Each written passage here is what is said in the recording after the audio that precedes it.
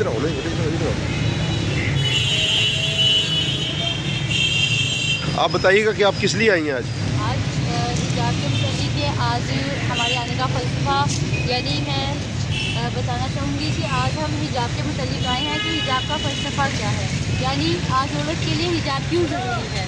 حجاب اس لیے ضروری ہے کہ آپ ایک کینڈی کو ریپر میں کیوں رکھتے ہیں، آپ ایک موبائل کو کور میں کیوں رکھتے ہیں، اللہ تعالیٰ نے خانہ کعبہ کو غلاف میں کیوں رکھا ہے، قرآن کو پوشیدہ کتاب میں کیوں رکھا گیا ہے.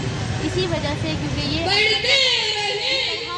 قرآن میں فرمایا گیا فلا اقسم بمواقع النجوم وانتم فلا اقسم بمواقع النجوم، خدا ستاروں کی گزرگاہوں کی قسم کھاتا ہے. وَأَنَّهُ لَقَسَمٌ لَوْ تَعْلَمُونَ عَظِيمٌ، خدا کہتا ہے کہ اگر تم سب جان جاؤ تو یہ قسم بہت عظیم ہے. إِنَّهُ لَقُرْآنٌ کریم، یہ کتاب اتنا کریم ہے، قرآن کو عزت ملی ہے، کرامت ہے، اس میں شرف ملا ہے، اس میں عظمت کی بات ہے.